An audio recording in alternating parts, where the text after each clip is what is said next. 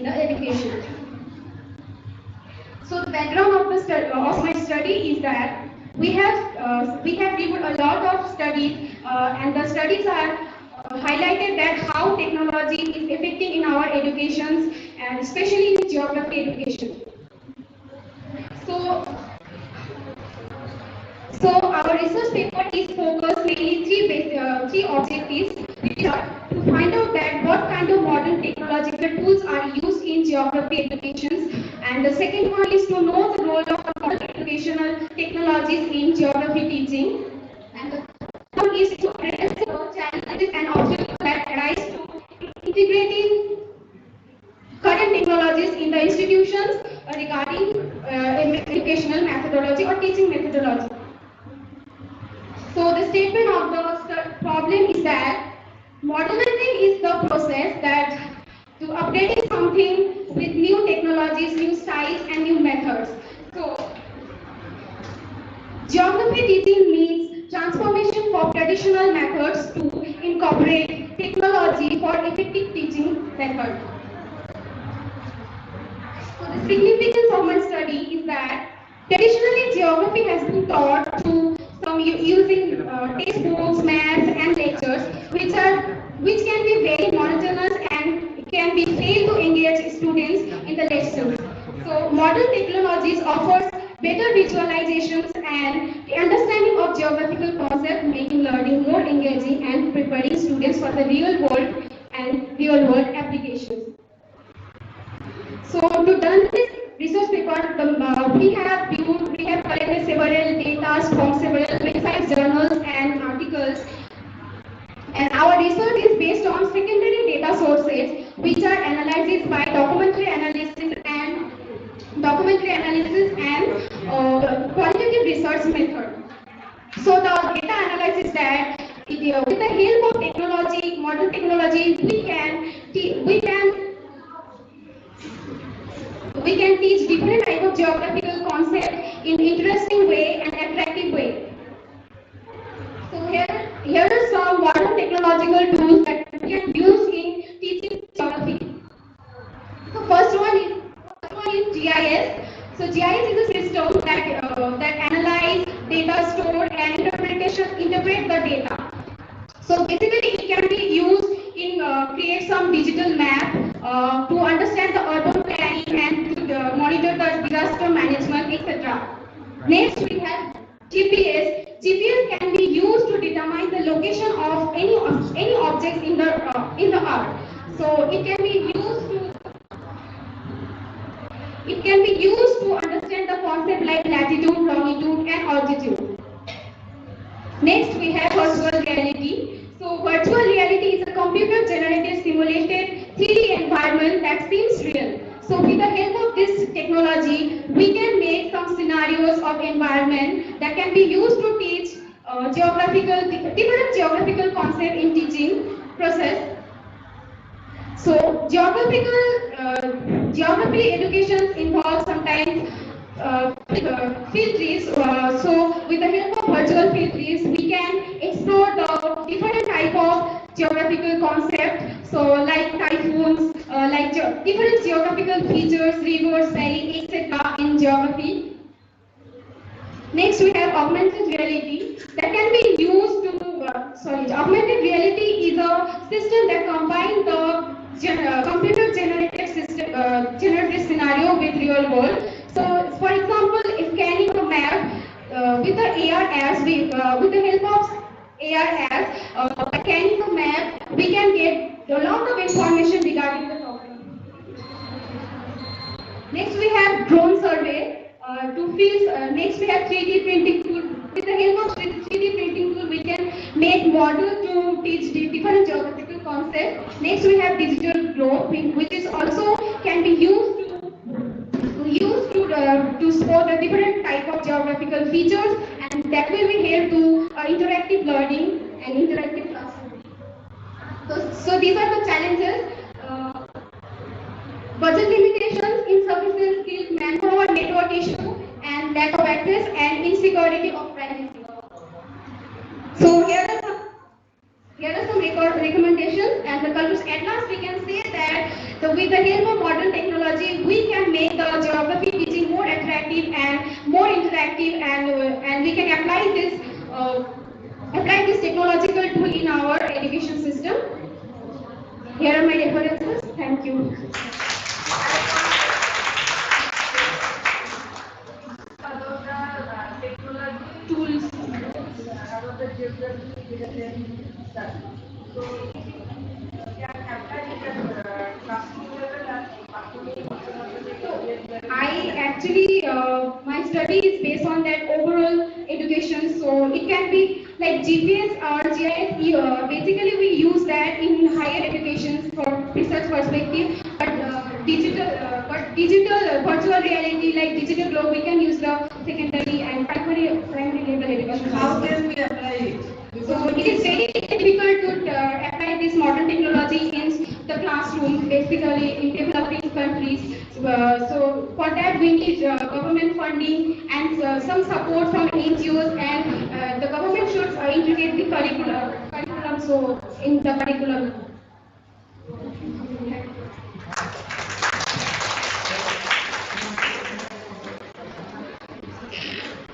Thank you so much, Minu. The next topic that we have is by our Donadatta ma'am, and her topic is scope and challenges of mobile device and mobile learning in teacher education. Ma'am, can we please have you up here? Please give a big round of applause to ma'am.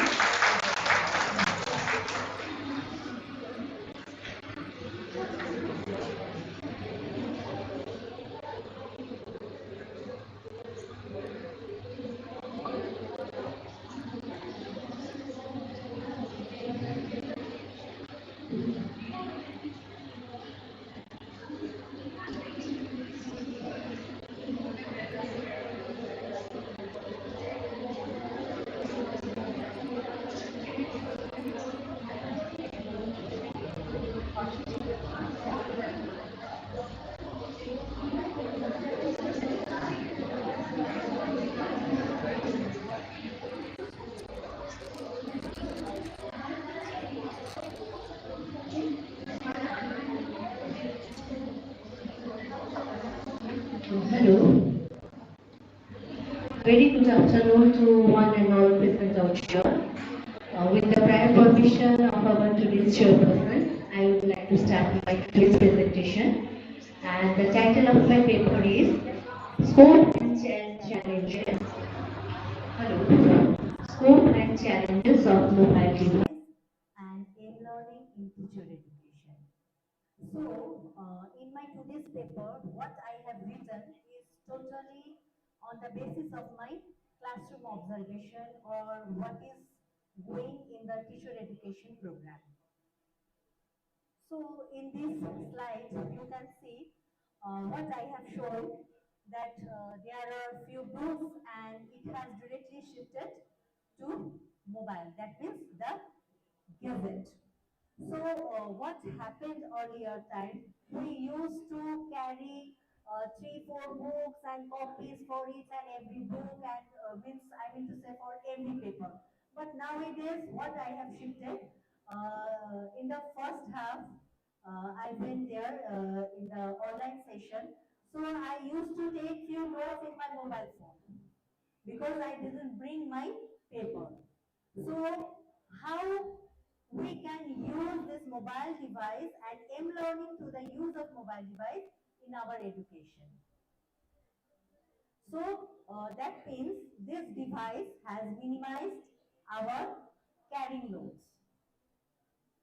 So use the mobile device in teacher education. So I have mentioned few points that is totally we use in our teacher education. So my first point is using mobile device in micro teaching. So if you will see when teachers are giving demonstration, sometimes few students are doing the videos of that. Right? What is the reason?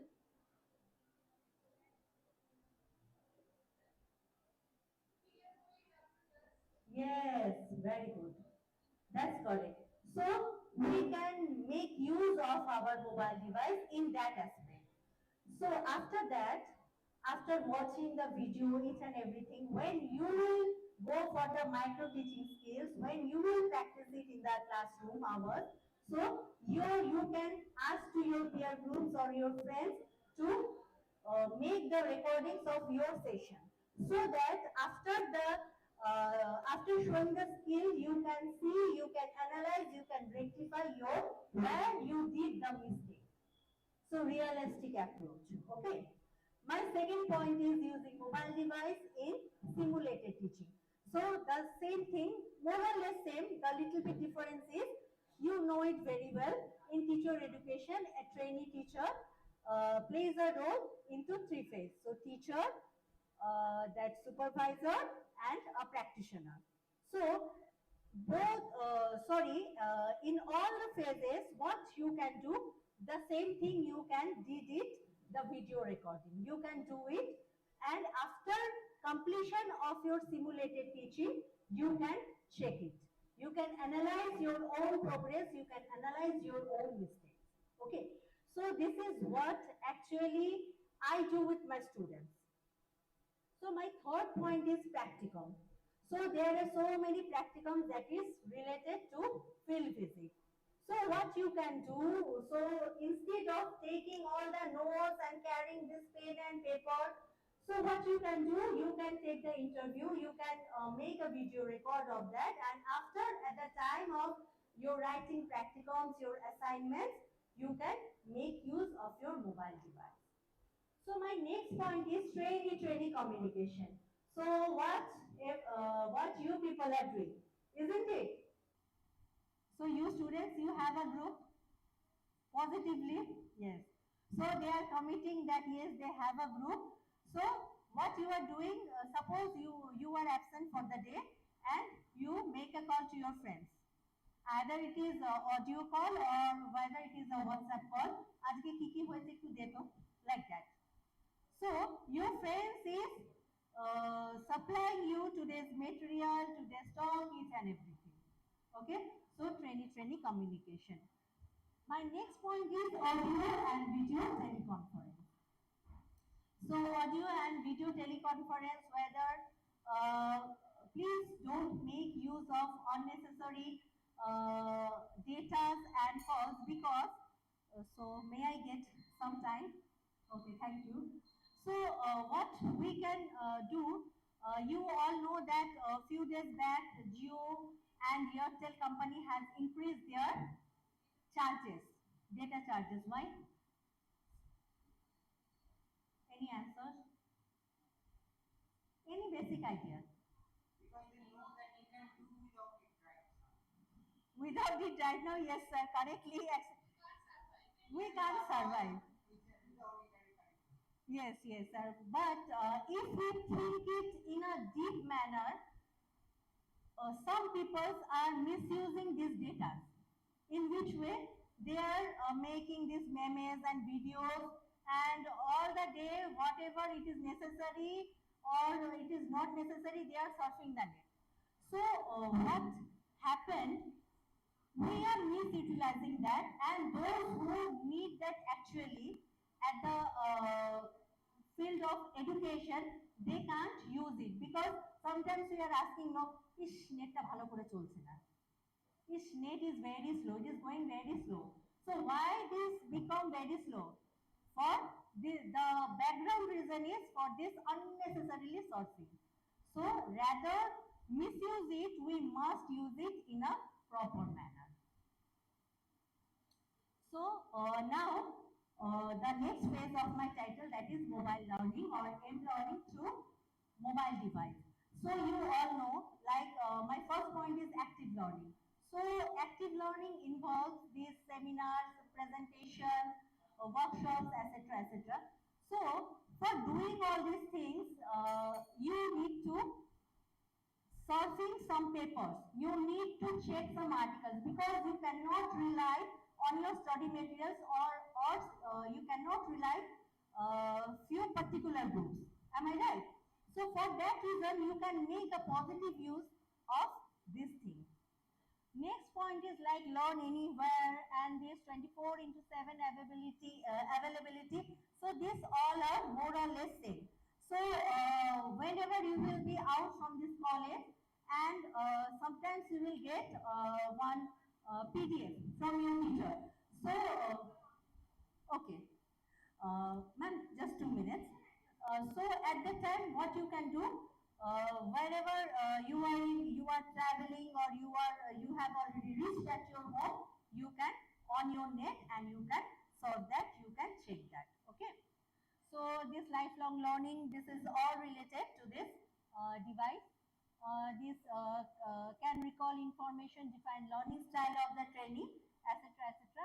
And this is the few challenges of this device, as this connectivity, this cost charges and all, whatever I have mentioned. And this is what at last, I must say, we all must use this device in a positive aspect, not as a negative one. Thank you everyone.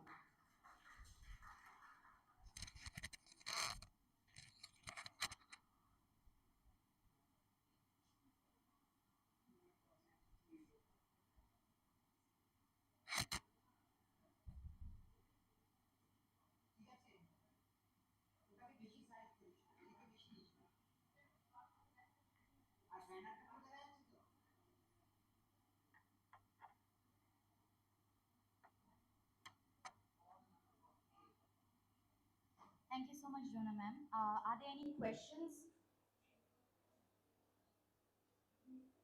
Yes. Yes.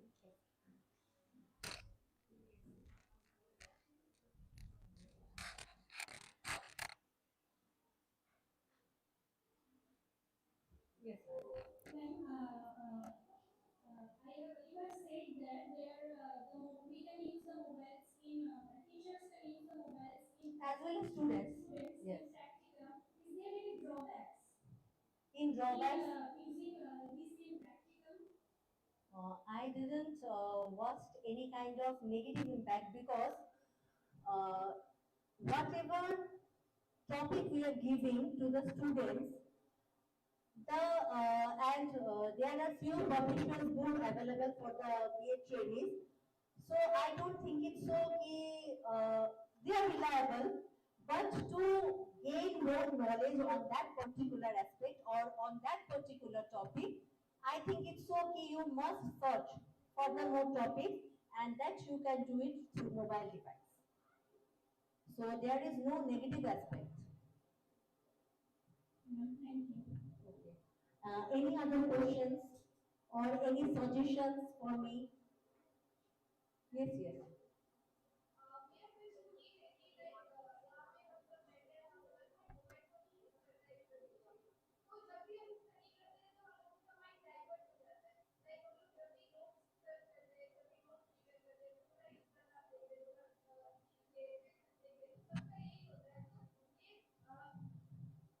आपने केवल positive aspect बताया तो ये जो negative aspect है इसे overcome होने के लिए क्या करना चाहिए? Thank you very much, very good question. इसीलिए जियो एंड एयरटेल ने अभी ये इनिशिएटिव लिया, डेटा पैक को बढ़ा दिया, because first Jio has mention data use के लिए उन लोगों कभी उन लोगों ने बोला था कि कॉस्ट हम लोग नहीं बढ़ाएंगे, इजंट इट? बोला था ना जियो जब फर्स्ट लॉन्च हुआ था कि आप लोग 24 आवर्स आप लोग नेट सर्फिंग करोगे, we will not put any extra charge. ठीक है, एयरटेल का था I can not say because I didn't remember it properly, but आप लोग का इसका जो रूट है ना ये बहुत अंदर में है। कहाँ पे है? जैसे ड्यूरिंग द कोविड सिचुएशन, जैसे जो मार्जिनलाइज सेक्शन है हमारा सोसाइटी का, they can not use it properly because we the people who are living in a metro cities or in a urban area, so हम लोग का क्या है जो हम लोग सर्व कर रहे हैं, so वो टावर के ऊपर जाकर उसका प्रेशर पड़ता है। सो टावर क्या करता है, जो नियर बाय जो लोकेशन होता है वहां पे आपको उसका स्पीड मिलेगा जो आप खुद से जो आप डेटा यूज कर रहे हो। ठीक है, पर जो थोड़ा सा दूर में है टावर से, जितना वो दूर में जा रहा है उसका डिस्टेंस जितने इंक्रीज हो रहा है, क्या हो रहा है वहाँ पे उसका डेटा का स्पीड उतना ही कम होता है। इसलिए जब भी हम लोग सर्फिंग करने के लिए बैठते कभी कभी क्या होता है वो प्रॉपर स्पीड पे वो नहीं चलता है जितने एमबीपीएस उसका होना चाहिए। तो क्या बोलते वो ये नेटवर्क अच्छा नहीं है। नेटवर्क अच्छा है, हम लोग उसका मिस यूटिलाइजेशन करते हैं। अभी आपने खुद बोला कि जब भी आप लोग को मिलता है आप लोग का माइंड डाइवर्ट हो जाता है। क्यों? क्योंकि हम लोग अभी वो यूज टू हो गए करते करते, थोड़ा सा इसने क्या रील बनाया थोड़ा सा देख लेते, अरे फेसबुक में क्या चल रहा है थोड़ा सा देख लेते। ये जो है ना ये हम लोग का भी हैबिट बन गया। सो ये हैबिट अभी मिनिमाइज करने के लिए ये इनिशिएटिव लिया गया।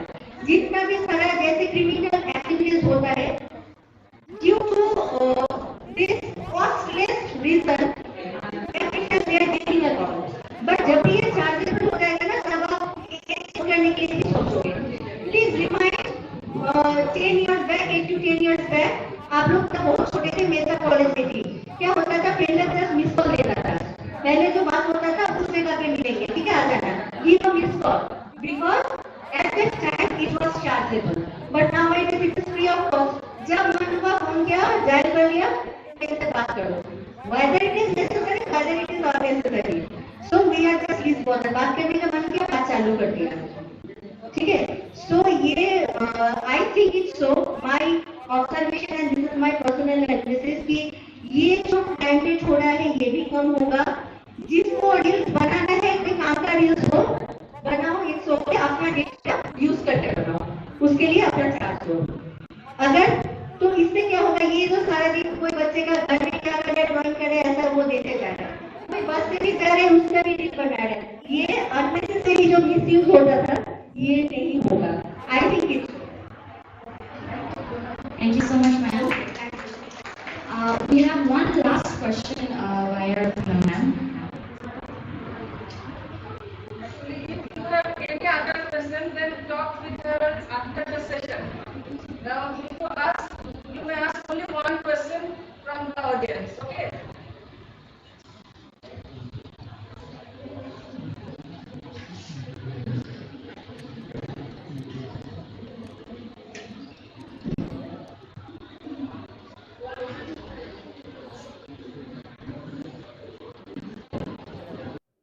হচ্ছে ওকে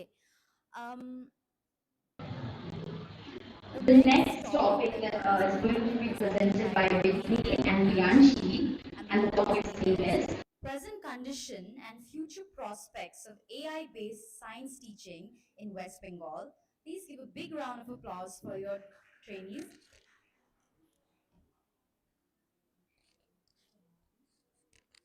Put it here. Can I just hold it? Yeah, you can hold it. Is it audible? Yeah. Oh, this will go for YouTube. So you have to keep it. Okay.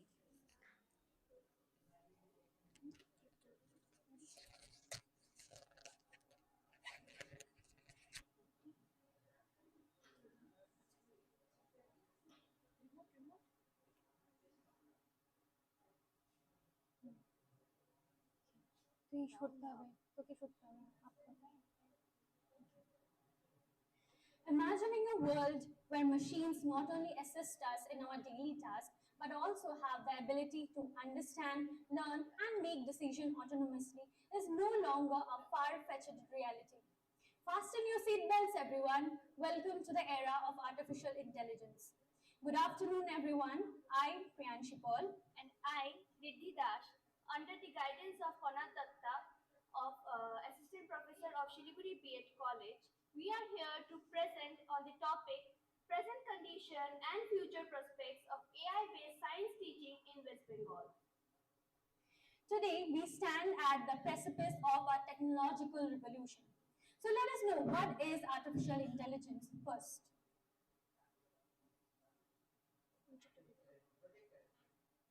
Oh, sorry.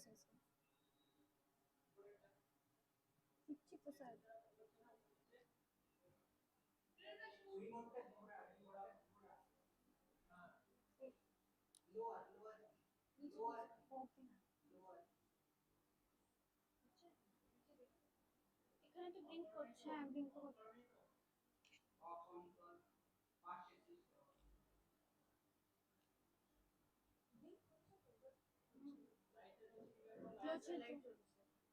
Light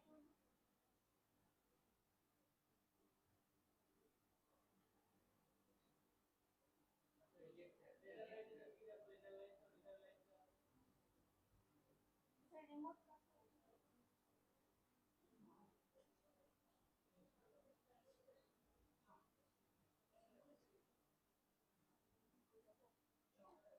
Okay, okay. So, what is artificial intelligence? Artificial intelligence is a transformative field at the integration of computer science, engineering, and cognitive psychology, dedicated to creating machines that can stimulate human intelligence. So, next, unlocking unlocking the future, how artificial intelligence is transforming education. AI tools enrich the learning experiences by offering interactive, personalized, and engaging platforms for educators and students alike. They facilitate dynamic simulation, virtual labs, and real-time data analysis and offer us with many more features. Revolutionizing classroom, cutting-edge AI tools empowering science educators. So some popular AI tools are Quiver AI, PET, Lab Exchange, Google Earth, Dragonbox, and many more, which exemplifies this transformative shift in science education. Insights from frontliners. Why teachers' views matter the most in AI education revolution.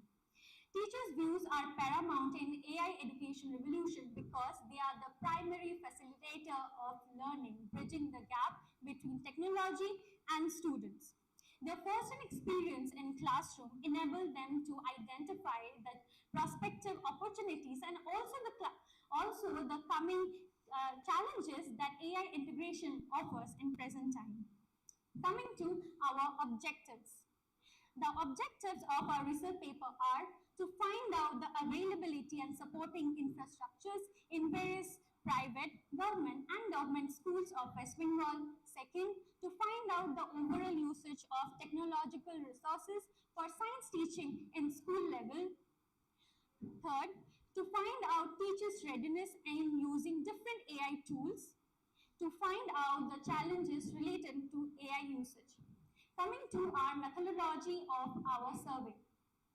We have done a qualitative survey that comprised of a self-made questionnaire which consisted of both qualitative and subjective and objective question to a question total of 29 questions which was given to 30 teachers of school level science teachers of West Bengal, and we have collected our data on various dimensions like general school infrastructure, availability and usage of AI tools, curriculum integration, teachers' readiness, students' interaction, and challenges. Coming to our findings, we have found out that overall usage of technology by government-aided schools is quite less compared to the private schools because the availability of computers is insufficient, the computer to student ratio is very less, the internet connection is not proper, as well as the maintaining facilities are also miserable. Here comes our graphical representation of the analysis. Next, usage of AI in teaching. According to our data, only 10% of the science teachers use AI in the regular science classes, which help them to make the lesson interesting, as well as they also agree that, that AI have quickened their lesson planning as well as grading system. AI also enables them to give immediate feedback, and 95% of science teachers believe that AI can bridge the gap between the privileged and the disadvantaged students. Coming to our findings on teachers' readiness, we have observed that 40% of science teachers find it very easy to use AI in teaching. On the other side, contradicting this data, we have found out that 70% of science teachers have not got any proper training regarding the AI tools. That's why we can derive a conclusion that there is a lack of proficiency in using the AI tools. Although AI have promised to revolutionize education, but are we ready for the challenges ahead? So let's undiscover the challenges. Firstly, Poor infrastructure. Government schools as well as the government aided schools do not have proper infrastructures compared to the private schools. Secondly, lack of technological knowledge of teachers. The science teachers of West Bengal does not have proper technological knowledge regarding the AI tools. Thirdly, the limited reliability of AI algorithm. AI cannot distinguish between two. That's why sometimes it may mislead the students. AI cannot distinguish between the gender, age, and cognitive level. Fourthly, lack of willingness. Many of the teachers have showcased the lack of unwillingness regarding integrating AI in the curriculum. And lastly, the negative attitude towards AI. Teachers think that use of AI may lead to technological addiction within students. This will decrease the creativity and also they will harm their creativity. Okay, finally, we would like to conclude by saying that science teachers in West Bengal have limited access to computers as well as internet connection, especially in the government schools. Secondly, most teachers are not aware of different AI tools available. Teachers, in our survey, most of them have thought AI is equivalent to ICT and they have filled the form in such a manner. Thirdly, the current curriculum does not allow for the proper integration of AI-based teaching. There is no teacher training programs in West Bengal. Despite the challenges, AI has the potential to improve student engagement and understanding of science concepts. At last, I'd like to conclude by saying that the studies suggest that AI-based science teaching will be successful in West Bengal, but there is a need of better infrastructure, curriculum development, and teacher training. Here are our references. Thank you. Thank you so much, Vipin and Priyanshi. We have a question from Nath. You are the future teachers, is it not? So, what will be your role to integrate this AI-based teaching? And have you any concrete suggestion how to integrate this AI-based teaching? Ma'am, first of all, as I am the future, means I am the generation of future teachers, I need proper training regarding the AI tools because I even don't have a clear idea regarding the AI tools.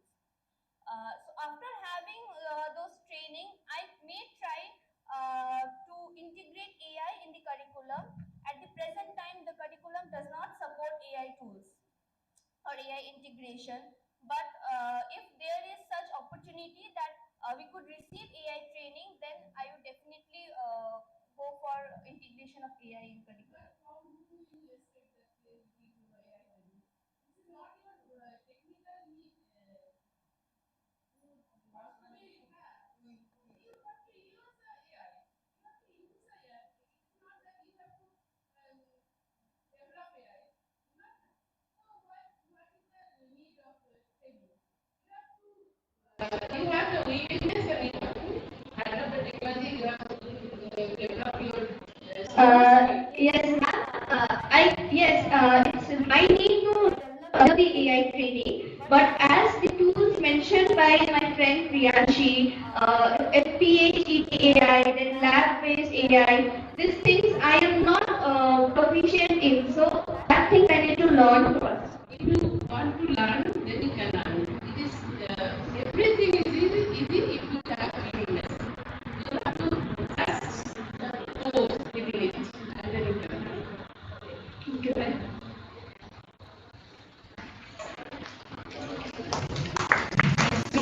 Thank you once again. Okay, so the next topic is opportunities and challenges of rural education presented by our co-host Prina Burman and our lucky trainee. Can we give a round of applause?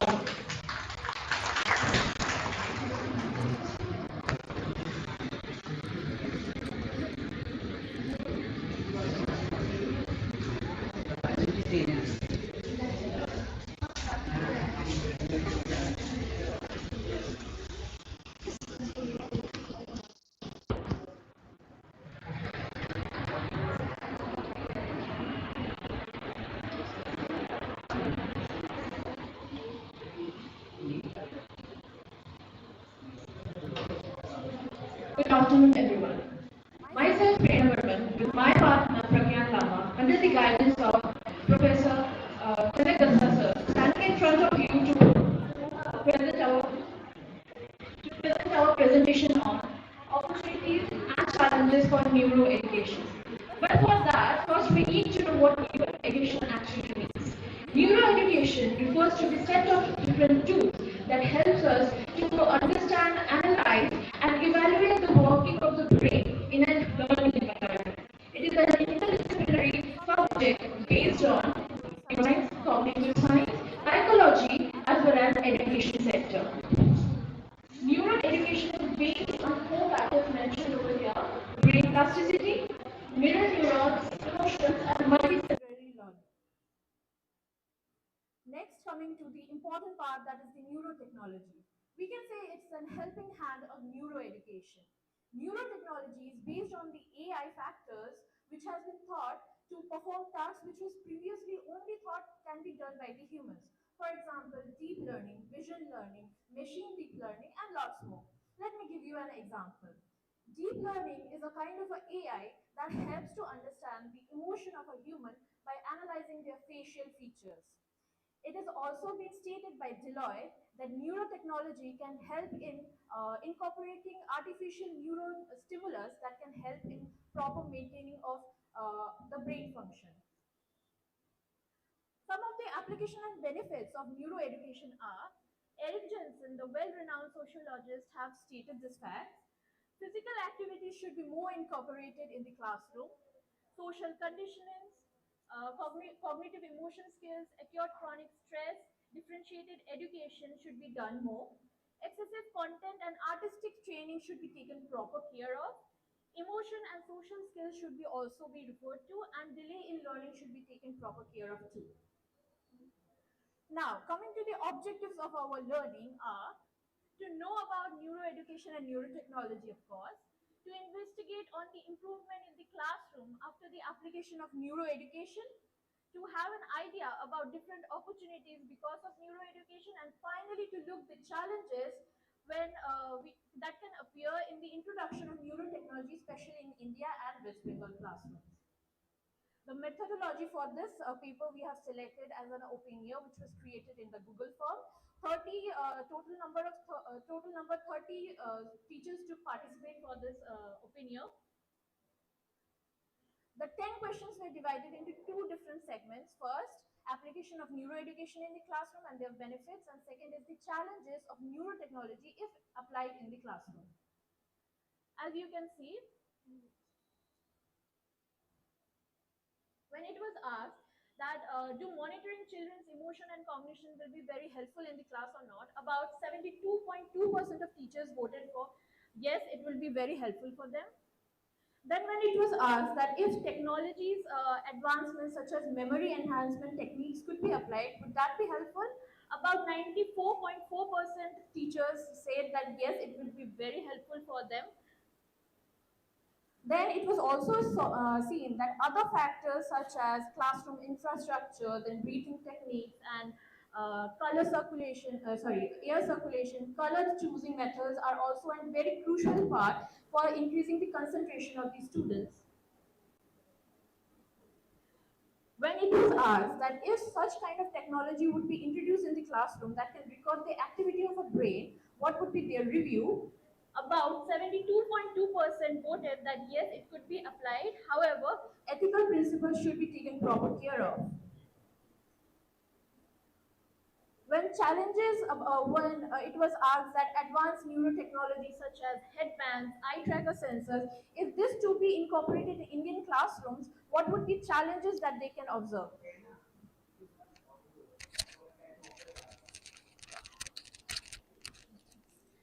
That time it was seen that about 70% say that technical issues could be seen, about 20% say that finance can be an issue, and about 10% say that training of the parents and teachers can be a hazard as well.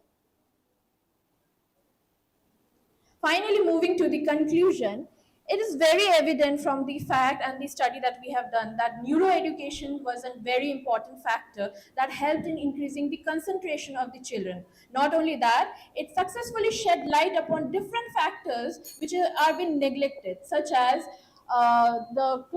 classroom infrastructure, the infrastructure of the environment that they are learning on. However, few challenges were also observed.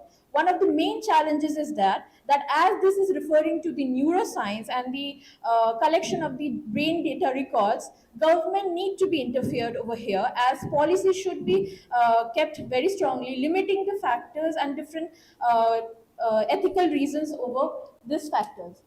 Advancement in the neurotechnology will be also a little bit affected due to the financial conditions and as well as the training of the teachers and the parents for using such an advanced technology. However, I strongly believe that in upcoming days, if overcome with these challenges, neurotechnology and neuroeducation combined together will be surely a revolutionized factor in the Indian classroom as well as in educational sector. These are the references where I have taken help from. Moving to the query section. Thank you so much, Prerna. I actually have a query. Hello? Hello?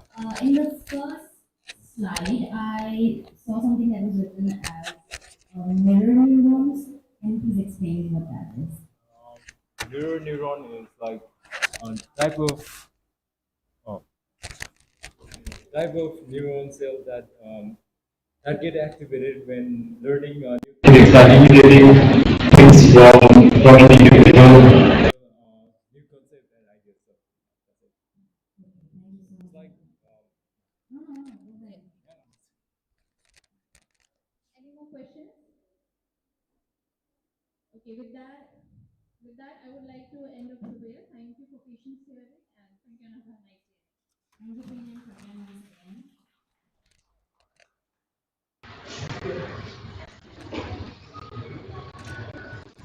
Okay, so the next topic is addressing digital divide in mathematics education, analyzing challenges and solutions in India.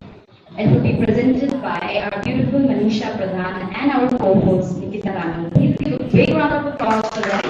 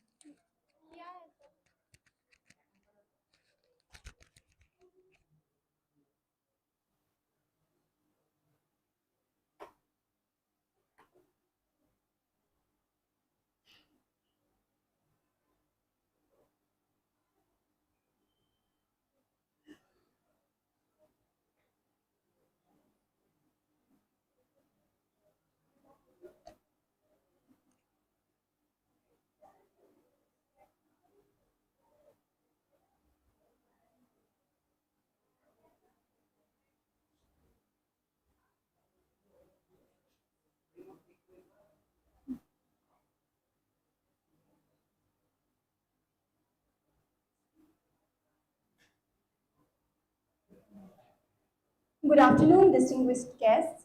My teacher.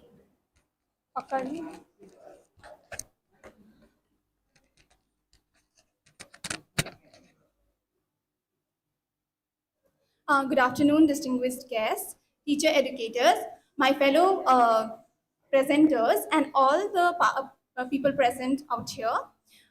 Today, I, Nikita Kanu, and my co-trainee, Manisha Pradhan of Siliguri B.Ed College are going to present a brief highlight on the paper that we are going to submit for the auspicious two-day international seminar hosted by Siliguri B.Ed College, sponsored by ICSSR.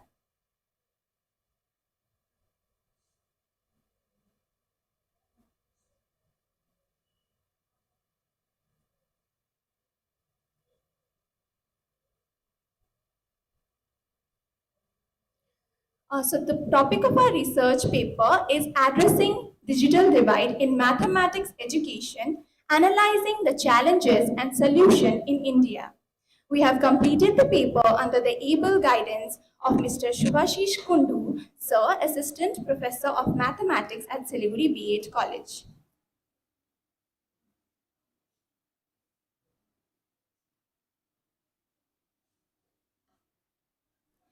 Now, what actually is digital divide? Digital divide is the gap arising in the digital literacy of an individual due to the inequality in the access of technology. The digital divide prevalent in India causes a lot of disparity in mathematical education. Now,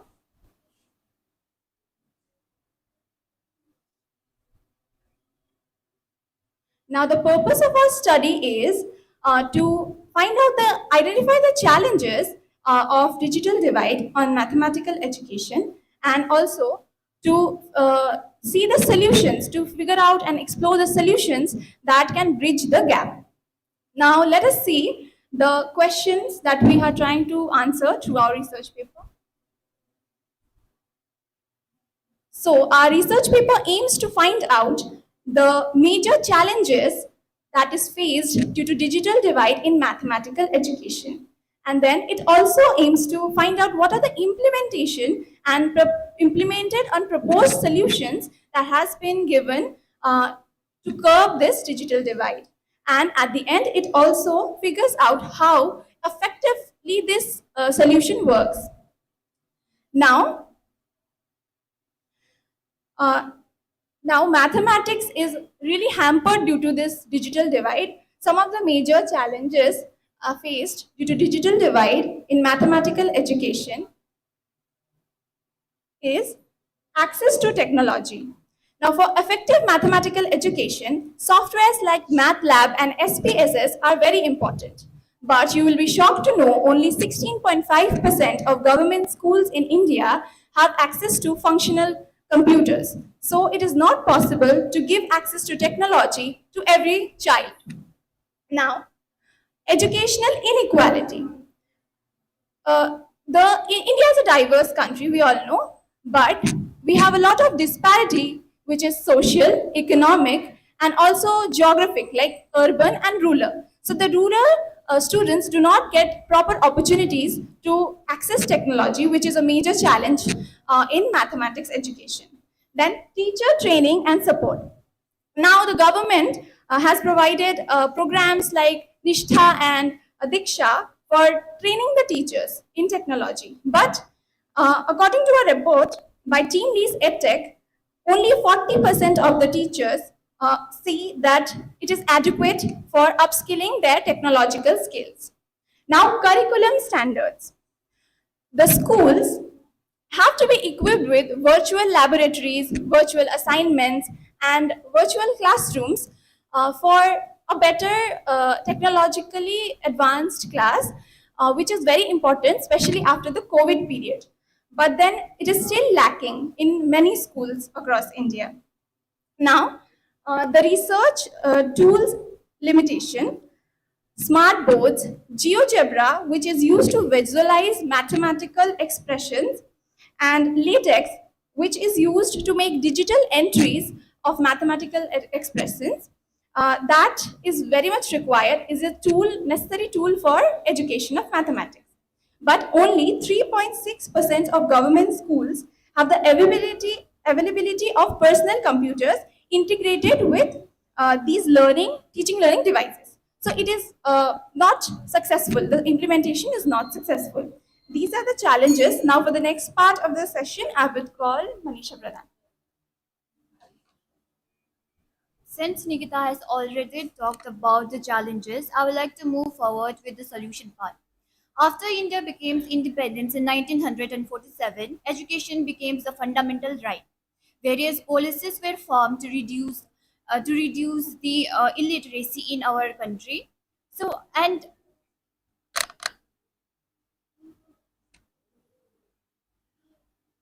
various policies such as digital literacy programs, skill development policies, Skill India, etc., were introduced to promote digital literacy and education.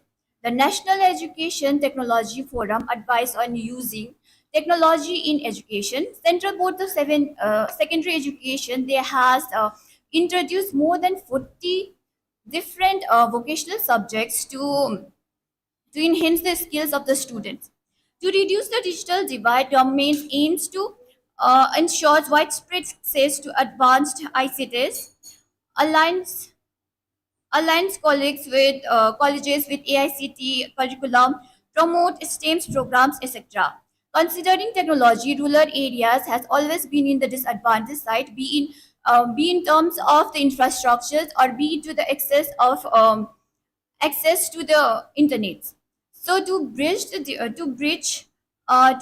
digital divide, there should be the expanding digital infrastructure, provide affordable internet, to promote programs such as STEMs, and there should be the government-private partnership. So coming towards the conclusion, the digital divide in mathematics education present significant challenges, primarily affecting the students from the rural areas and those students from having the low income areas. Key issue includes insufficient technological infrastructure, inadequate prepared instructor, lack of access to high quality learning materials. So to address these challenges, it is crucial to expand the digital infrastructure, especially in the rural areas, and to promote programs such as STEM. And also, there should be access to advanced ICTs. So if all of these criteria will be fulfilled, then it has the high potential to bridge the gap. Thank you. Thank you so much. Thank you so much. Any questions? Do you have any questions? Okay, so I will see you have a question. Thank you so much, everyone. Okay, so the next topic that we have is AI as a replacement for human teachers.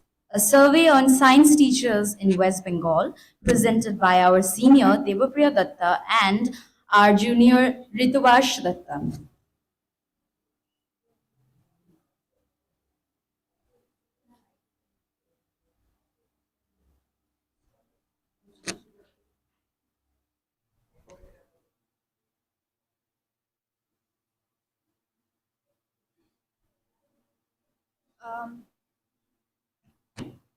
Good afternoon, everyone. I think we all know about the first automated teacher or the robot teacher, which was introduced in India by the name of Iris in the state of Kerala in India in the KTCT Higher Secondary School. So it is in fact a reality that teachers are being replaced by the robots. And the topic of this paper revolves around this idea of AI replacing human teachers.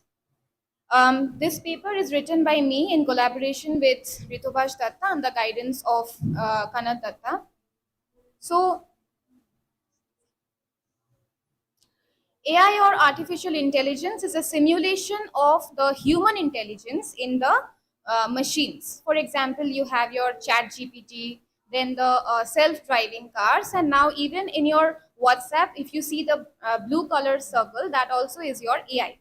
Now, most of us, we are aware of the AI having a massive impact on the modern education, and I think that in the future education, this AI will hold a very integral part.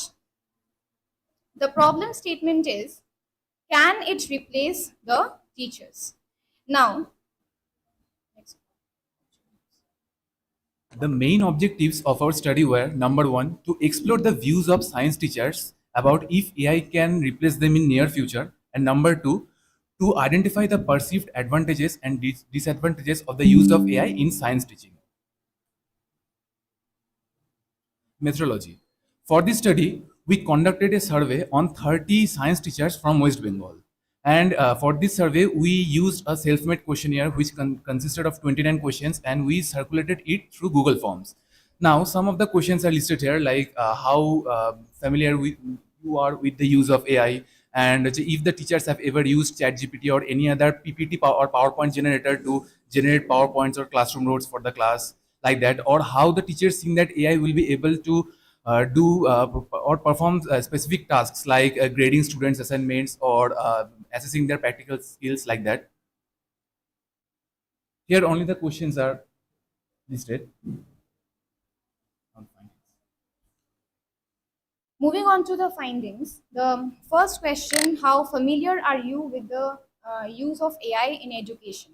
As you can see, like less than 50%, like approximately 40% of the teachers knew what AI is, and even on like some of them did not have a clear idea about the uses of AI. Now, there needs to be some changes. There needs to be some changes in the curriculum so that the future educators can actually know about the uses of AI. As I said earlier, that AI is going to be an integrated part of the future education. Now, if we merge both of these questions, it sums up to whether the teacher has used any sort of AI tools, whether it be the PPT presentations in or a generation of the class notes by using the AI. As you can see, we have a 60-40 ratio where 60% have used and 40% have not used at all, where we can again assume that the AI awareness is not as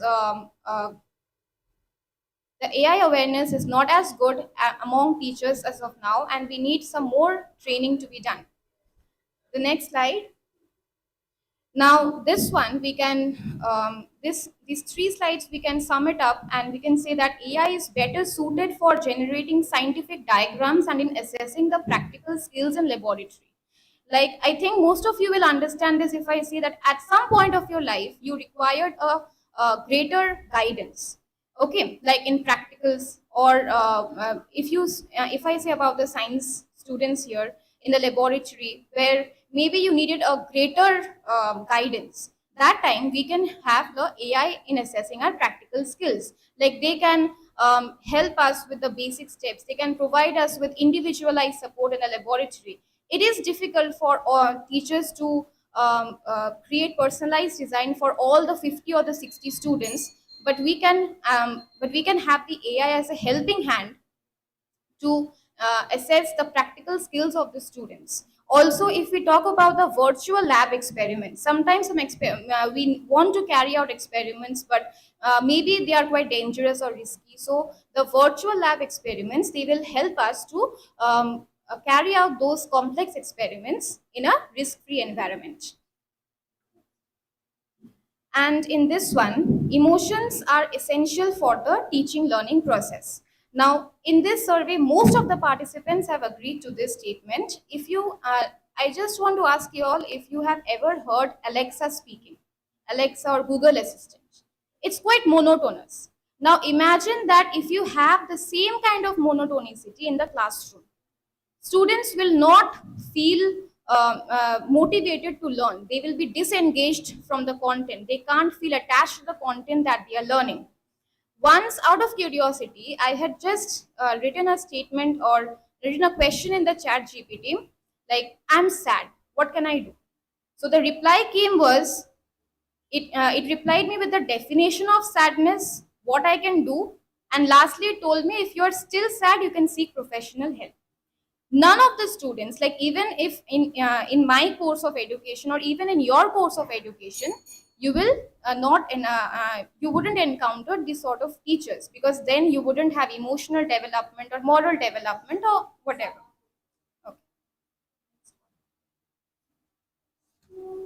Coming to the conclusion, from the study, it was evident that most teachers do not think that AI will be able to replace them in near future.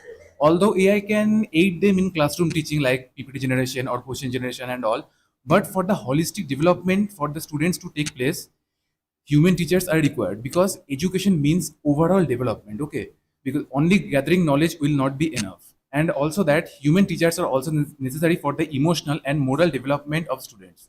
So overall, it can be said that AI can serve as a helping hand for the teachers, but cannot in near future replace them at all. Thank you. Thank you so much, Bhutan and Vikraj. So the floor is open for questions. Do we have any questions? Okay. Since we don't have any questions, we'll be moving on to the next.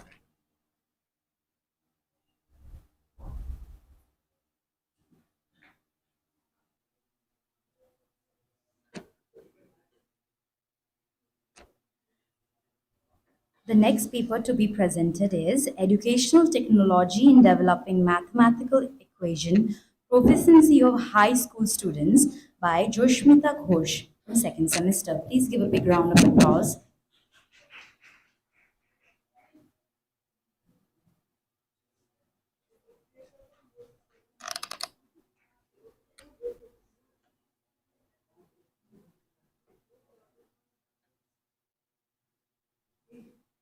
A very good afternoon to one and all present here, respected guests, faculty members, my friends and seniors. Today I, Joyashmita Ghosh, a trainee of second semester, stand here before you on the second day of the international seminar sponsored by ICSSR and organized by Siliguri B.Ed College. The title of my research paper is Educational Technology in Developing Mathematical Equation Proficiency of High School Students, and it has been jointly submitted by me and my method paper teacher, Shubhashish Kundu sir, Department of Mathematics, Assistant Professor at Siliguri B.Ed College. Here is my table of contents, and allow me to guide you through a quick overview of what my review paper is all about.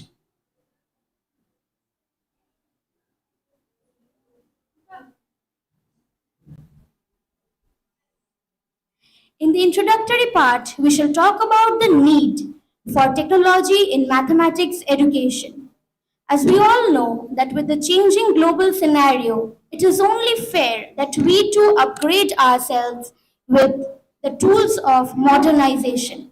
Regardless to say, technology is the key to modernization. What we have today was a far-fetched dream few years back. So when everything around us is getting revamped and refurbished, then why should teaching learning be at the back foot? It is only fair that with the means of technology, we renovate teaching learning methods and classroom dynamics as well. The laptop I have made my presentation on, the projector which is displaying it, and this microphone that is making me audible are some of the examples of revamping classroom dynamics. As we all know that in the present situation, education has become child-centric. That is, is the center of education. And what are children inclined to these days? Technology, right? So it is only apt that we, the emerging teachers of this generation, also include technology in our pedagogy to enhance better teaching and learning. Now coming to the teaching and learning of mathematics, 3D and graphic visualizations make the concepts more interesting and fun to learn. Did you know that in maths, we have a plane figure named cardioid whose graph looks like the heart or the love symbol? Like in our perception, we can consider it to be the external appearance of an apple.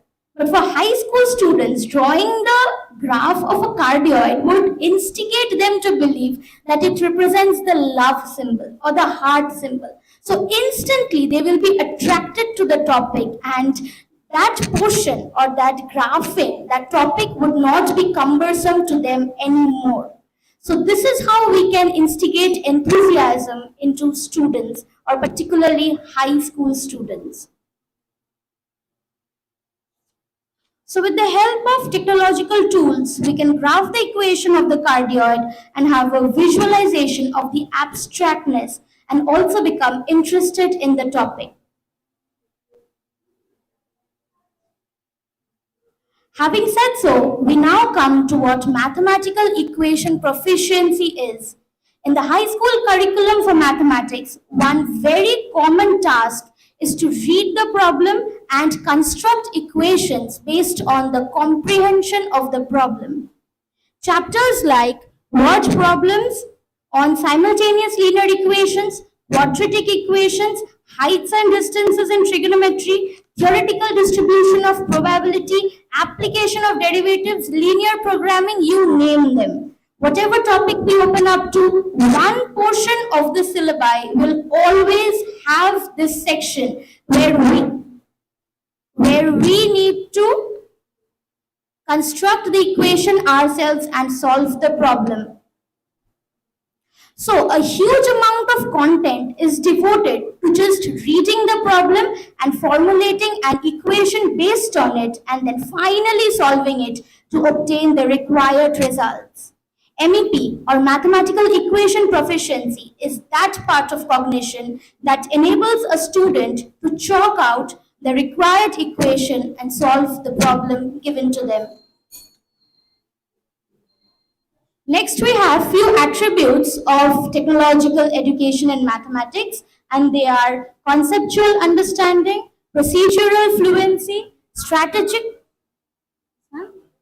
Okay.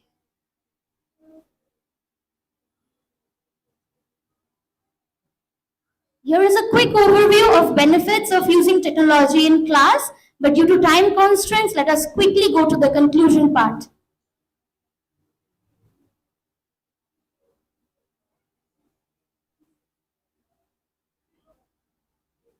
These are few digital tools for learning that can help us in our classroom scenarios for better pedagogical approach.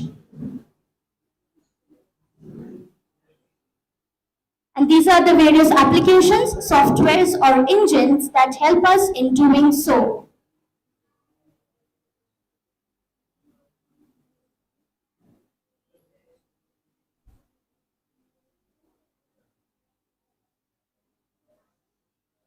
In the conclusion part, I would like to say that education and technology, they go hand in hand in the 21st century. Without one, we cannot obtain the other. But yes, it is very appropriate to say here that we should always make judicious use of this technology.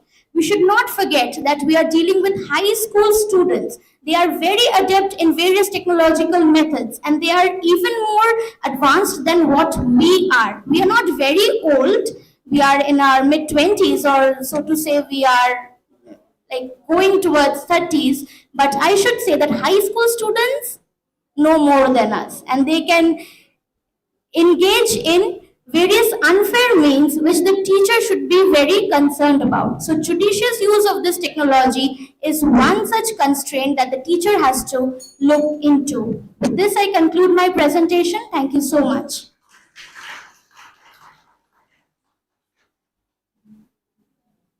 Thank you so much, Rashmita. Do we have any questions?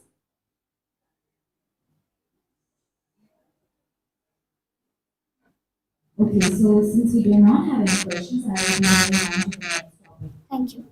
So much once again.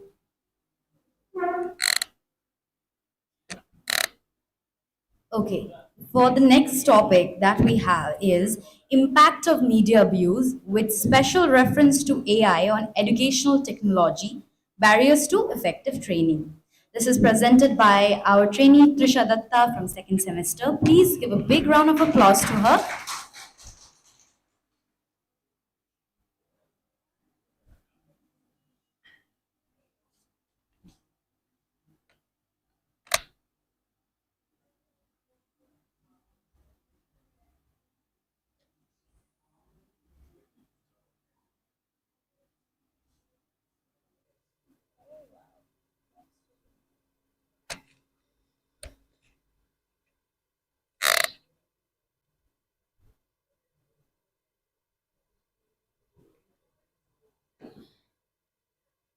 Good afternoon, everyone.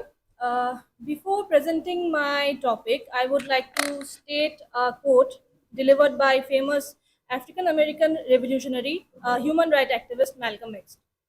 He stated that the media is the most powerful entity of earth. They have the power to make the innocent guilty and to make the guilty innocent. And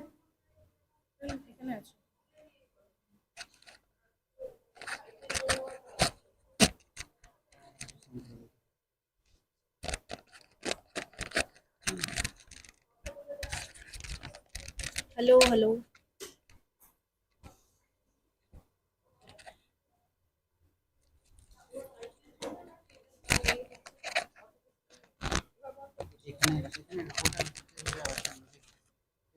tension করিস না, সব ঠিক আছে।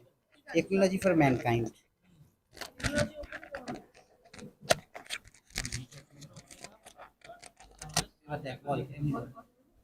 Good afternoon, everyone.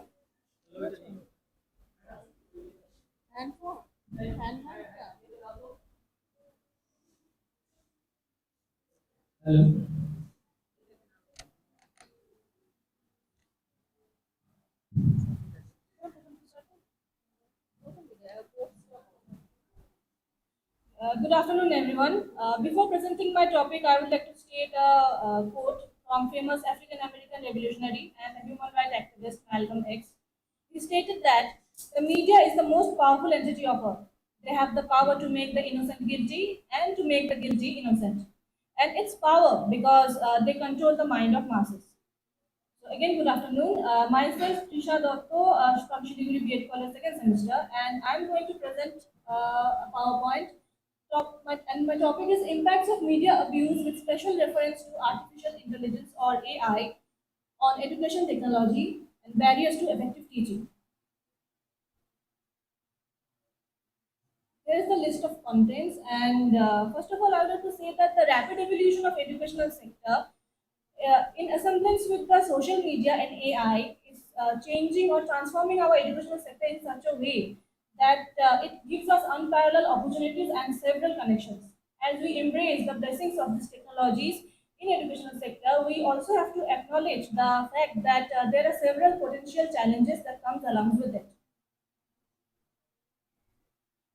Media and AI are transforming education in such a way that gives us a fruitful result. But excessive media use and the AI integration can hinder the effective teaching as well. Media abuse leads to several negative impacts on students as well as their performances, and the over dependence on AI can cause some negative influences too. This study investigates the impacts of media abuse and AI on effective teaching and suggests some potential measures to mitigate this. The significance of the study relies basically on its timeliness and the relevance of this topic on modern educational landscape. And the study also provides several benefits of it. For example, like identification of several barriers leading to several measures that hamper effective teaching. That it enhances the teaching learning process. That it improves students' results and outcomes. It also has the policy development, digital literacy, and many more. So now the question arises that what is effective teaching? Effective teaching is the ability to enhance students' outcomes and their progression by giving them a positive educational environment and motivating them to build positive relationships in engaging them into several effective communication and make them passionate about their subject. Effective teaching nowadays is very crucial for school, like as it can help the students not only achieving their educational or academic goal, but it also helps them to achieve their personal goal as well. As we know, the coin has two sides. So the relation between social media and artificial intelligence and the educational technology has their own positive side, a positive relationship, and also those negative relationships. And these are the objectives of my study, based on which these research questions have been made for further investigation. And as it is a survey based, so qualitative research based survey was done based on the B.Ed trainees of Darjeeling district, specifically the on B.Ed trainees of Siliguri B.Ed College. Purposive sampling was done, and with the help of Google Forms, I have made the study. And the data analyzing procedure was intertendency, and these are the graphical representation of my survey, which represents uses of electronic gadgets in or without classroom, then provision of using mobile in classroom, use of social media, what types of social media they have been using, for how long they have been using, then knowledge about the AI and several apps they are using, and concern among students of this AI, and what will and if it will be effective if the AI and new modern technologies are integrated with education. And this analysis provides both positive and negative impacts, and these are the positive outcomes. So from the analyzed data, we got to know that the digital gadgets are there is a provision of digital gadgets that students or teachers can use in the classroom. So uh, it helps them a way to involve in them in a modernistic way of teaching. The student can search several articles, journals, and several data, a vast ocean of data through the websites and all. Then it also has the personalized learning, then virtual learning environment, then virtual teaching assistant, and professional development as well. And there comes the barriers of the um, and there comes the barrier of this social media, the abuse of social media and AI integration. First of all, as we all know that there is a provision of using digital gadgets within the classroom. Sometimes it just makes students more less concentrated. In one hand, a notification pops out, and the other hand, a heart pops out. The what notification it will be. So it just decreases the productivity, and which eventually results on their grades as well. Then the over reliance on AI can also hamper us because it decreases our productivity. Because previously we used our creative mind and problem solving skill to make new things and well, but nowadays it's just a one click away and we have a research paper in our hand. Then it also hinders the basic skills of socialization because as we all know the school is the miniature form of society, and if there is niche from society. So if there is a no face-to-face talking about student to students or students or teachers, they cannot get to know well how to the basic civilized socialization techniques as well. And there's a bulk of information is there, so uh, it is very hard to find the authentic one in them. And there are also the over reliance on then social media and AI, which create the digital divide as well. Then online bullying, cyber abuse, everything is there. But it's not all human being. With the responsible use and the ethical consideration of media and AI in the field of education, it provides several opportunities. And here are some suggested measures that might mitigate the barriers as well. So in the end, I would like to state that social media is merely an extension of real life, not a substitution. So let's work together to harness the potential of the media and AI in education while minimizing the risks and effects of it. Let's create a future where technology and AI can enhance the teaching and learning process without compromising our values and principles. Because it solely relies on the use and the users, whether we have to take it as a blessing or a curse. Thank you so much. And I would like to thank Sir Shodor sir for guiding me through the whole thing as well. Thank you so much.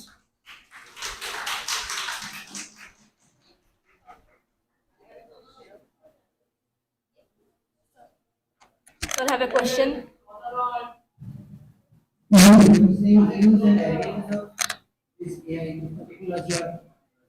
So, if you want to cultivate the activeness, or we are saying that today's education system is we are always nurturing their overall development, including their creativity. How can you strike a balance? Like, earning them from using different types of things, is it going to hinder their creativeness?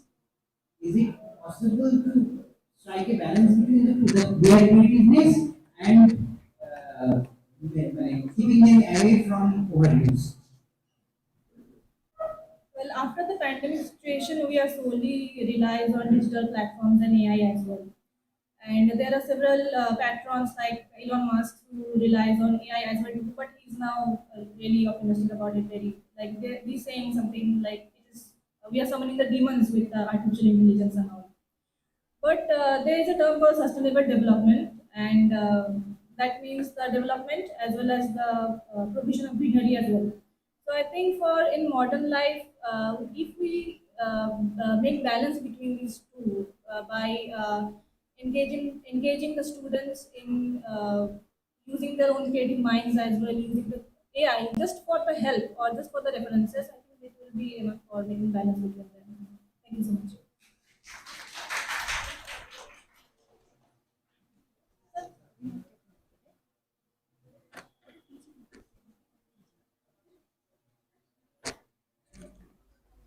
Thank you so much, Trisha, once again. Okay, so the next topic is going to be presented by our second semester trainees, Suparna Pal and Priyanka Adhikari, and their topic is Digital Specimen Use in Practicum-Based Life. Please give a big round of applause for them.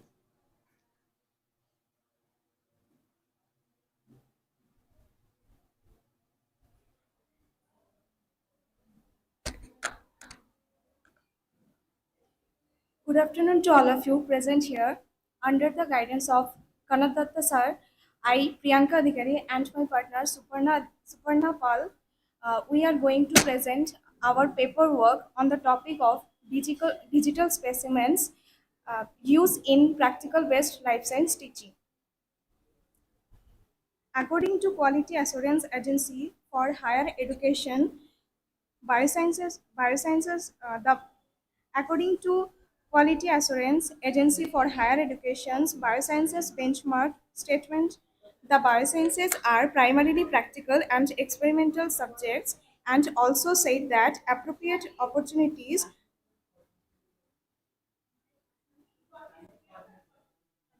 to participate in collecting data by undertaking experiments and practical investigations.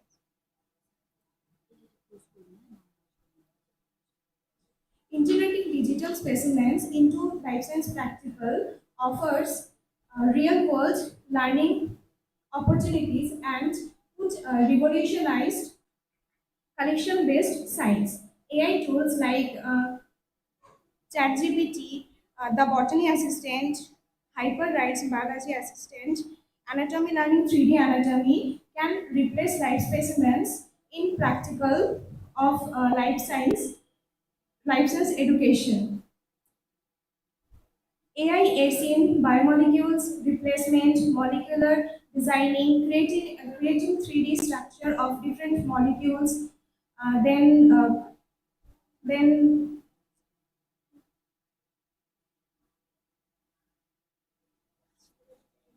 genomic data analysis, etc. This study aims to assess the potential of using AI in practical of life science practical effectively.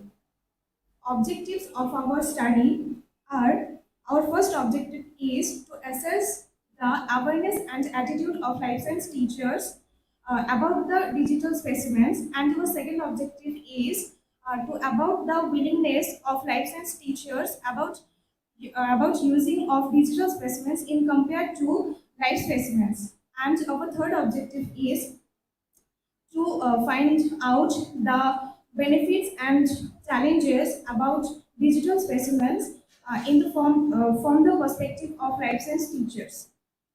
For data collection, we using survey method by preparing a self-made questionnaire which contains 24 questions, and then we collected data by online mode through Google Form, and we have taken 30 licensed teachers for as our respondent.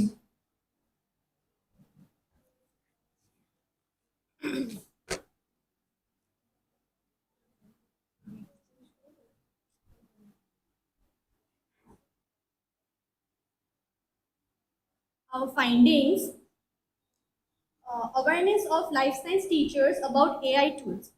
More than half of the teachers have only working knowledge about AI and said that there are no AI tools available for for teaching life science practicum in their institution. Very few teachers, about 10%, are using virtual labs for teaching life science practicum.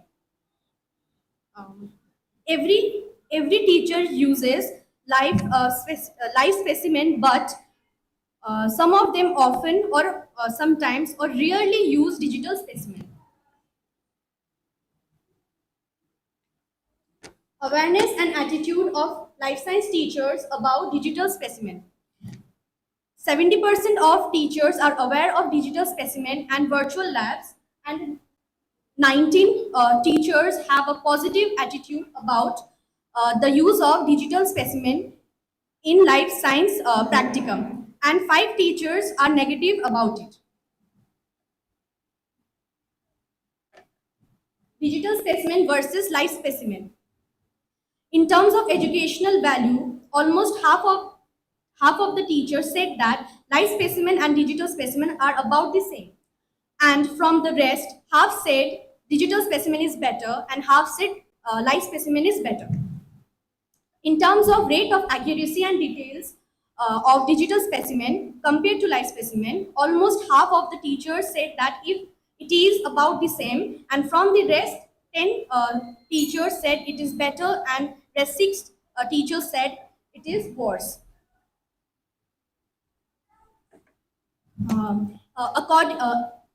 According to teachers' experience, students respond to digital specimen compared to live specimen.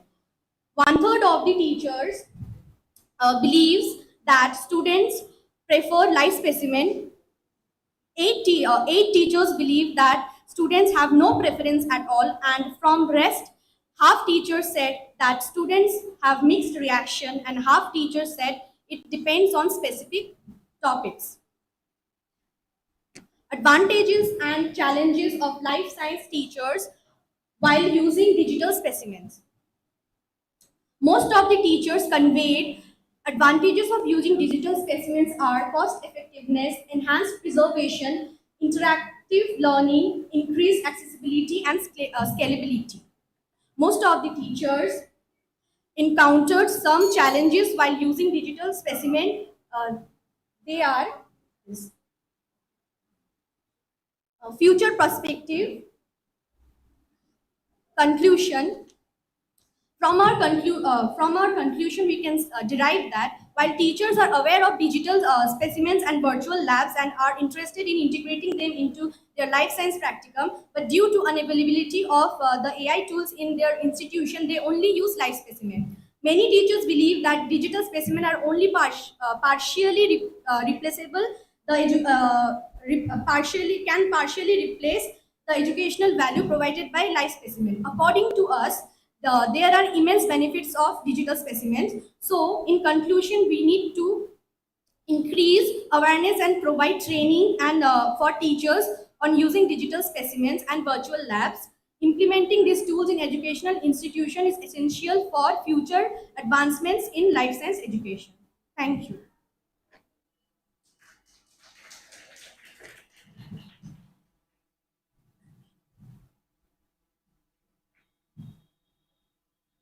Thank you so much. Do we have any questions? Okay, thank you so much, Sarathi. Now we will move on to the next topic.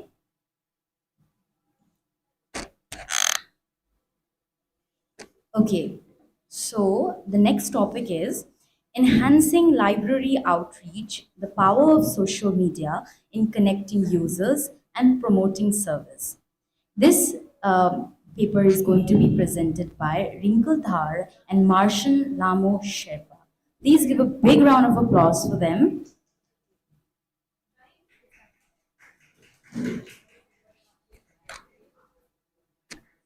Good afternoon, everyone.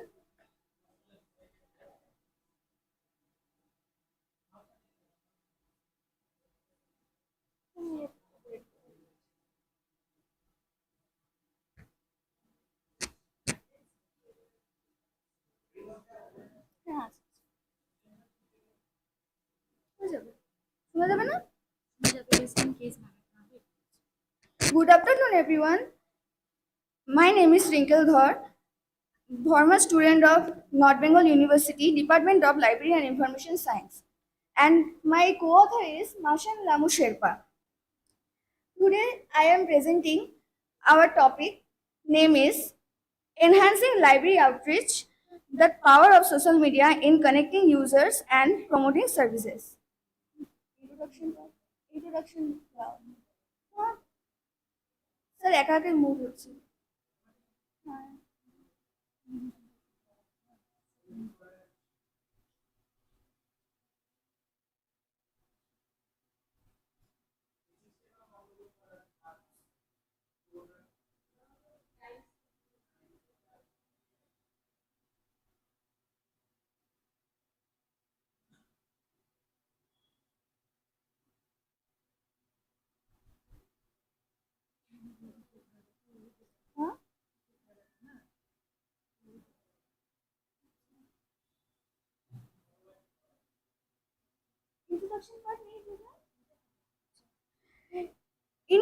In today's digital age, libraries are not just physical spaces filled with books, they are vibrant community hubs that offer a multitude of resources and services. One of the most powerful tools at our disposal to enhance library outreach is social media. This presentation will explore how leveraging social media platforms can help libraries connect with users more effectively and promote their services and foster a stronger sense of community.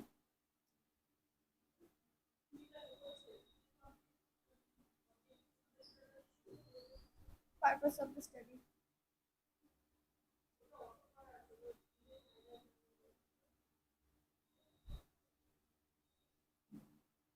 Here is the purpose of the study.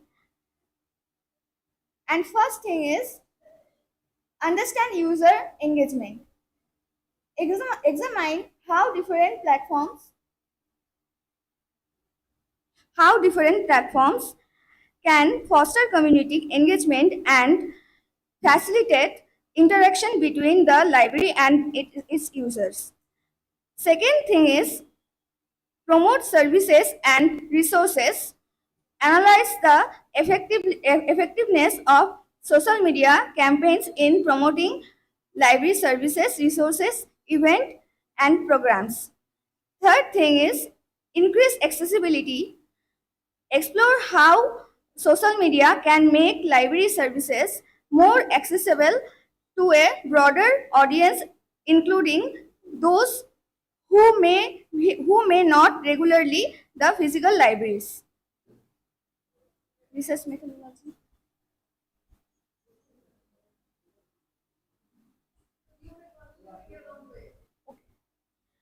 Research methodology. For the proposed research study, Google Forms have been used. The data collected for the demonstration will be presented in graphs and tables. Here is the data analysis. This study analyzed the impact of social media, the library and its extent to promote the activities of Library Information Center.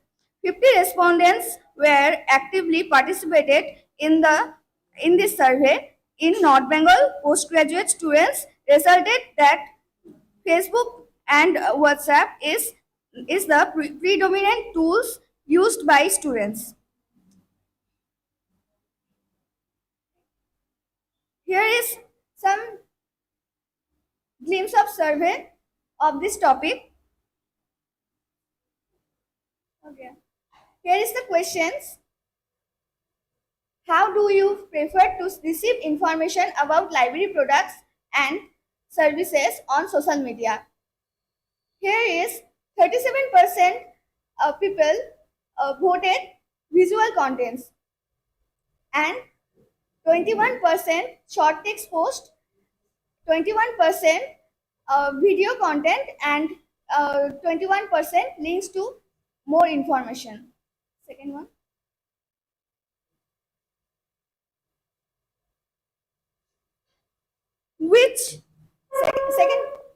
Second question is what types of content do you prefer from the library on social media? Here is 40% people voted event and workshop, 27% voted reading and recommendations, and 24% voted interactive polls and quizzes, and others are 9%. Now moving to my co-author.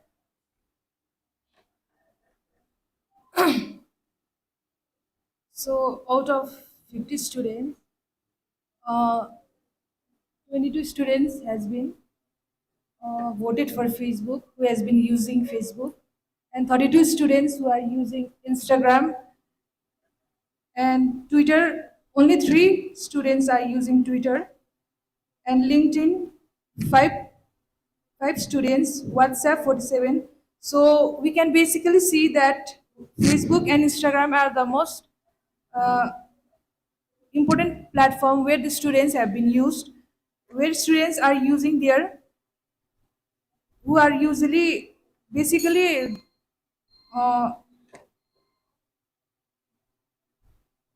who are basically active in there. So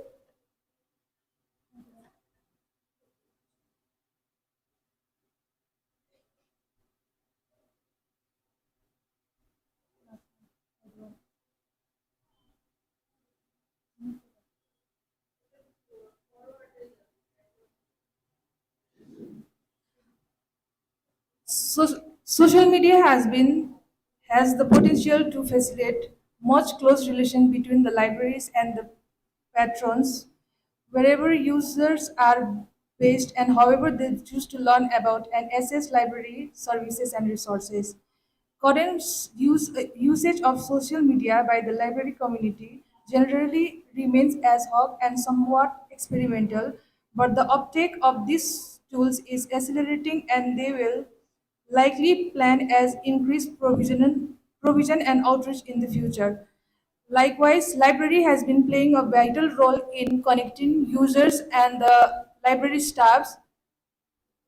Social media has become a dependable platform for the dissemination of information, forum for feedback, mechanism for the research and course promotion. This study indicates that the library should have a official social media account.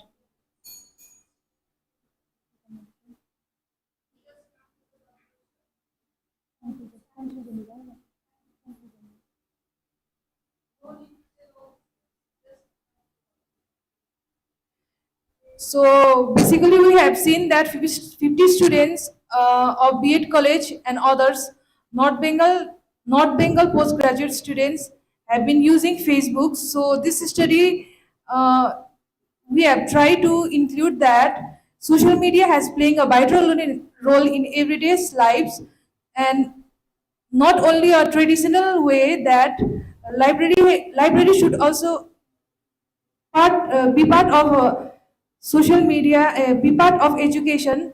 Library should also come forward to take a vital role in community education for helping students and connecting users. Thank you. Thank you.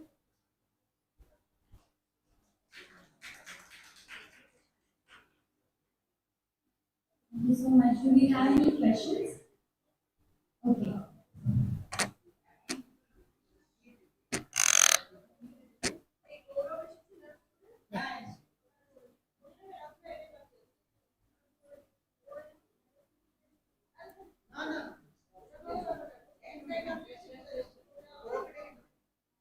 Okay, the last and the final participant we have is Gaurav Kali sir, and the topic that he's going to present is modernization of technology and its prospect on education in India. Please give a big round of applause.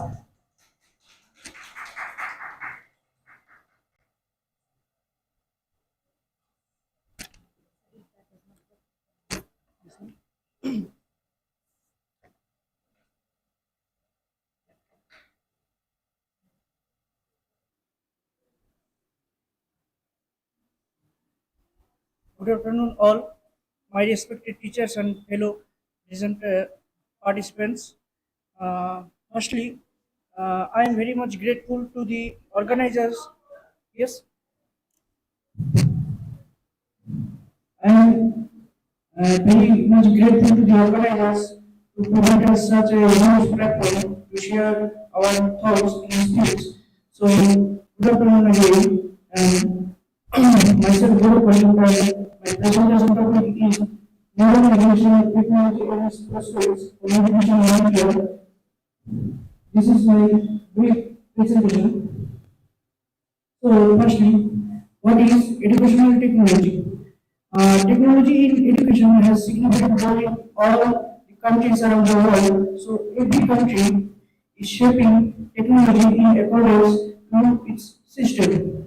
Internet is the main reason of creating many possibilities in education, and both education and technology are interrelated and function together for the fulfillment of the specific objectives. Advanced technology has produced several new mechanisms and materials as well as media that have changed our society digitally and knowledge and economy.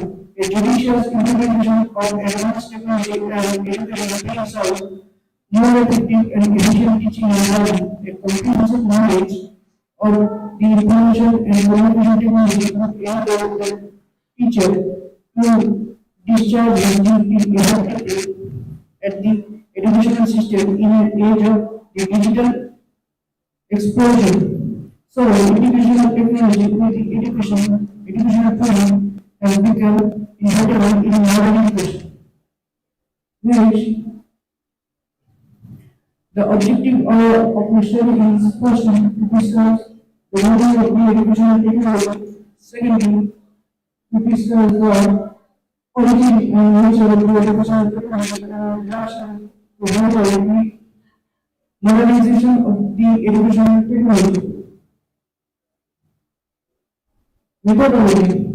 The study design based on the previously developed works on the changing educational approaches with special reference to the national education policy, critically and its impact on the current educational scenario, as well as it also covers the educational management policies in India, analysis and review the proper implementation in different nations for satisfactory future prospects. So, now we discuss the background of the educational technology.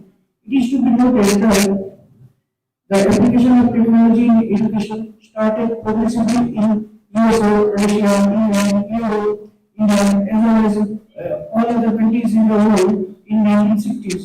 Now, there are several technological devices that teacher can able to provide benefits to a large number of learners, but due to the mechanization of teaching learning and concept of technology in education has been adopted in the educational field.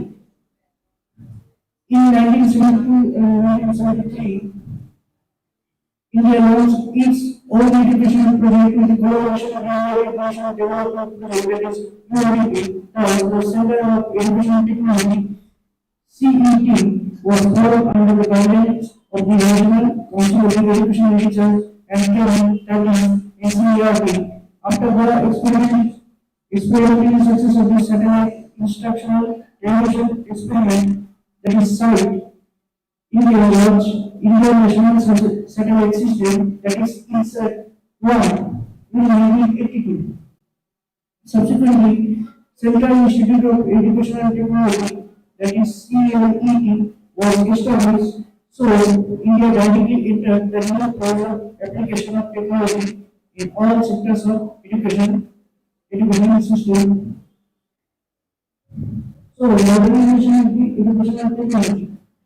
Along with the communication channels, the students are acquainted with the learning paths, skills, and attitudes through the modern technology.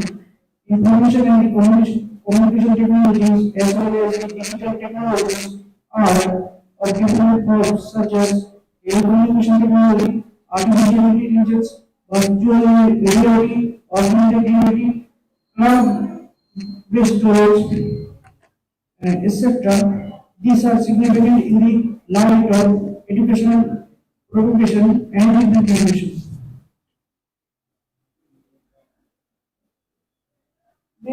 Next is the techno-pedagogy in the education. So, pedagogy can be defined as a particular approach in which teacher teach the student. Okay, ma'am. Then the text-based pedagogy components of electronic or digital devices learning and resources to increase students' learning ability.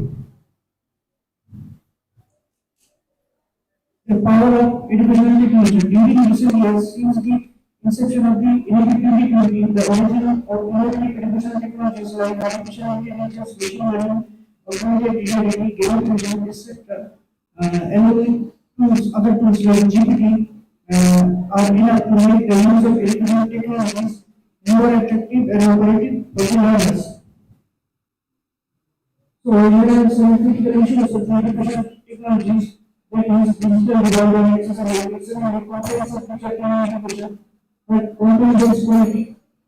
And so, in final verdict, we may say that The education technology initiates the improvement in the teaching learning system by making it effective, producing maximum the cognitive ability and psychological aspects of students. The developing countries like India have limited resources, but the education technology emphasizes optimal use of available resources in the teaching learning environment for the expansion of the mass education. It is the movement for our country to use and implement technologically oriented education in all levels of education system. So here are some references and thank you.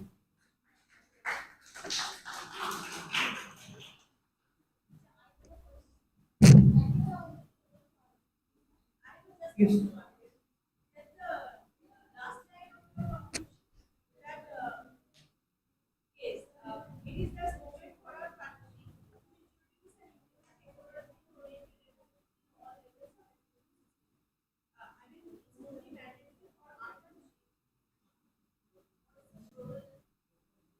But our country means actually the third world countries, the developing countries. Yes. Yes.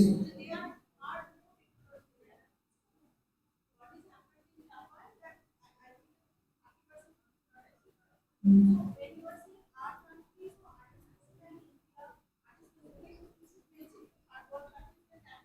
No, yes, specifically India. B.Ed. Okay, yes. Oh, no, no, no, yes, no.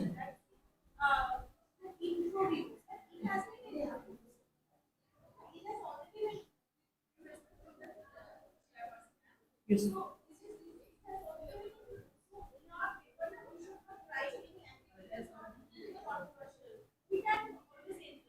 Okay.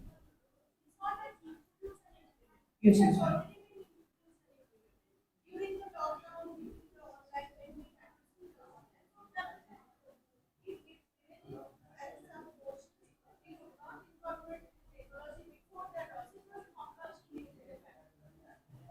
Yes, sir.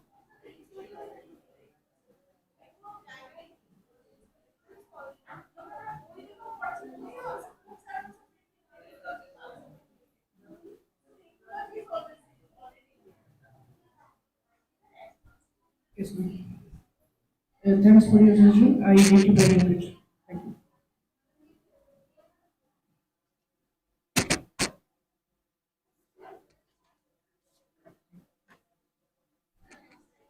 Thank you so much, Gaurav sir. Okay, so we've come to the end of the presentation for all the papers. And before we move on to the lunch break, I know everybody's very hungry and in anticipation. But before that, I would like to call upon Dr. Ratula Mukherjee ma'am to come and say a few words. Please give a big round of applause, everybody.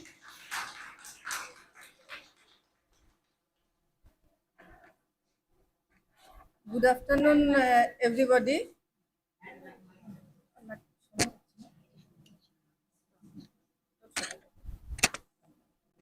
Good afternoon, everybody. Without all of you, the seminar is not possible. And through this session, we got many thought-provoking topics and so much interesting topics are there. Suppose we learn the technology, how it plays an important role in geography education or mathematics education, and scope of mobile devices for our teacher training or B.Ed teaching, and AI-based science teaching, opportunities of challenges, and all of you know about the neurotechnology and digital divide in mathematics education, and educational technology how help in our different types of teaching education. So last of all, I want to say that all of you should use technology in a positive way and implement it in a classroom situation. So if we implement it in our classroom situation, then our seminar may be successful. So I think all of you should go through this way, and okay, thank you to all of you.